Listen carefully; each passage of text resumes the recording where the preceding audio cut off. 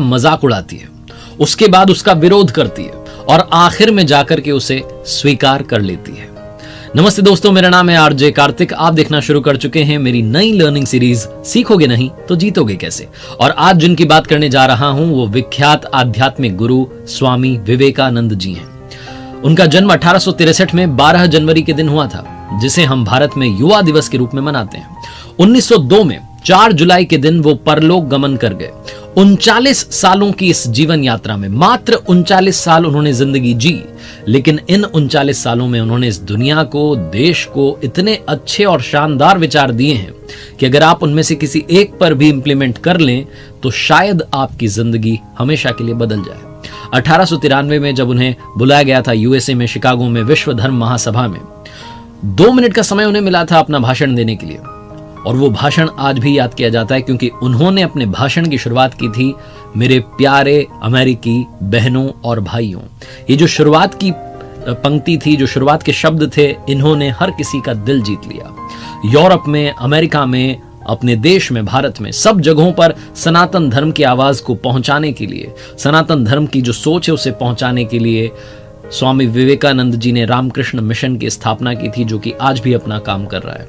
वो अपने गुरुदेव रामकृष्ण परमहंस जी के सबसे प्यारे शिष्य थे। उनसे सीखने के लिए बहुत सारी बातें हैं, लेकिन वो 5 बातें, बड़ी 5 बातें जो हर किसी को सीखनी चाहिए। आइए बात करते हैं उनकी 5 लर्निंग्स फ्रॉम स्वामी विवेकानंद जी।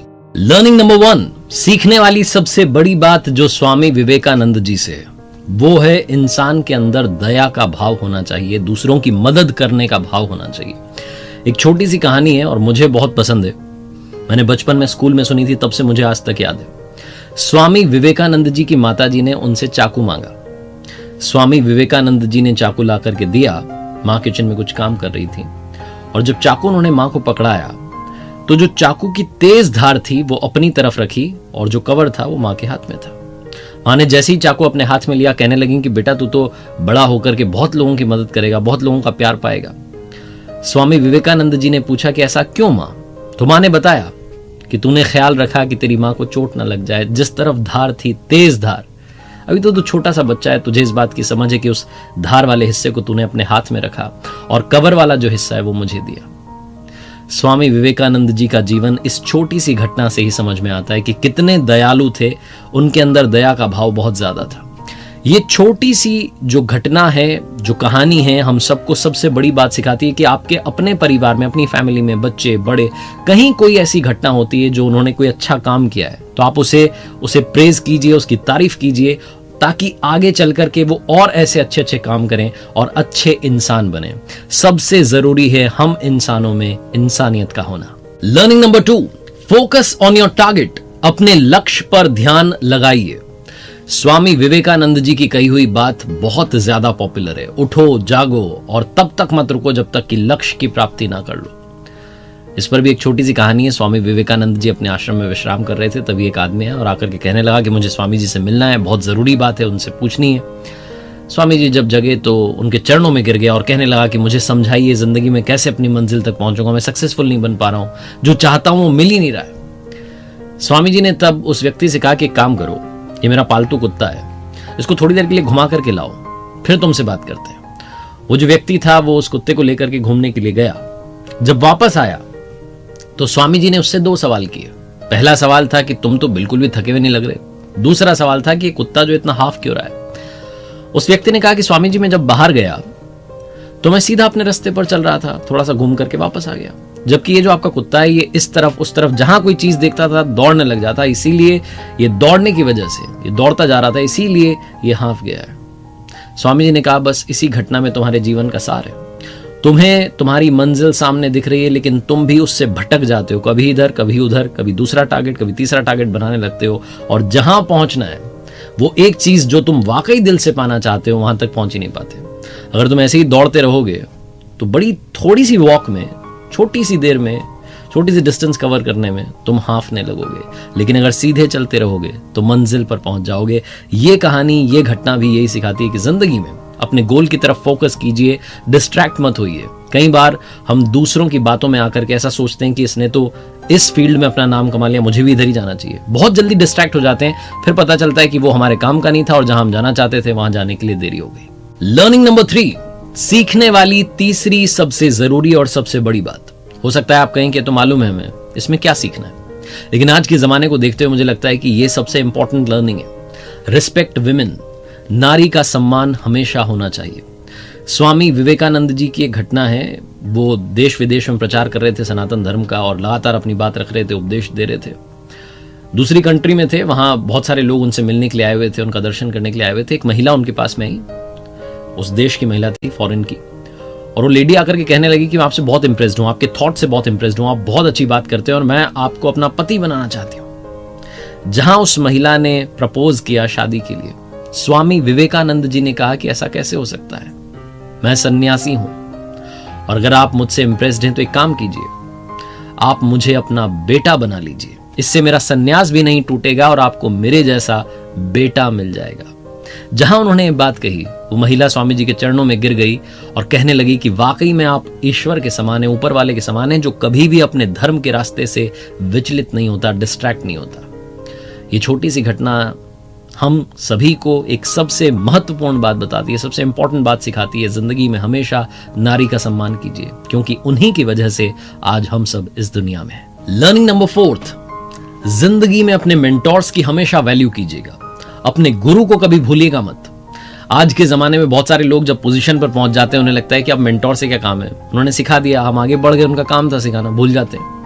हम ये भूल जाते हैं कि मेंटोर वही है, वो गुरु वही है जिसने हमें रास्ता दिखाया, रास्ते पर चलना सिखाया, और मंजिल तक अगर हम पहुंचे हैं तो गुरु का सबसे इंपॉर्टेंट रोल है। स्वामी विवेकानंद जी अपने गुरुदेव रामकृष्ण परमहंस जी के लिए जिंदगी भर समर्पित रहे।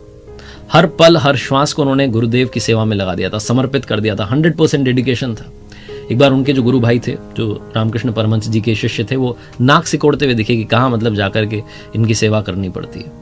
थोड़ा सा उन्होंने सा नफरत जैसा चेहरा बनाया। तो उस दिन से स्वामी विवेकानंद जी ने कहा, मैं बाकी सारे साथियों को भी पाठ पढ़ाऊंगा। जो गुरुदेव की थूकदानी थी, जिसमें कभी कफ होता था, कभी ब्लड होता था, उस सबको वो बाहर जाकर के साफ करके लाते थे, बर्तन को वापस रखते थे। हर चीज से गुरुदेव की वो प्यार करने लगे, हर चीज में वो अपने गुरुदेव को देखने लगे, हर पल हर श्वास को उन्होंने गुरुदेव की सेवा में लगा दिया था। रामकृष्ण परमहंस जी जब अपनी जिंदगी की आखिरी सांसें ले रहे थे, जब जीवन के अंतिम क्षणों में थे, बहुत ज्यादा उनकी तबीयत खराब रहने लगी थी, उस वक्त भी अपने गुरुदेव के साथ रहते थे स्वामी विवेकानंद जी।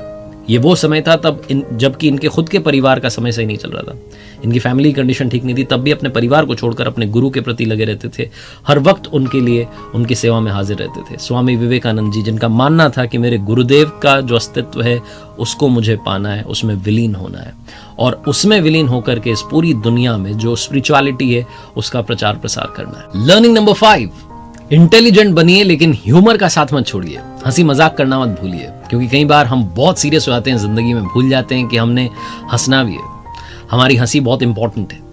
स्वामी विवेकानंद जी एक बार विदेश में एक रेस्टोरेंट में डिनर कर रहे थे, उनके साथ में एक फॉरेन ऑफिसर भी बैठा हुआ था, और वो कहने लगा कि मैं किसी भी ऐसे रेस्टोरेंट में खाना नहीं खाऊंगा जहां पर कि एक सूअर और एक चिड़िया साथ बैठे हो।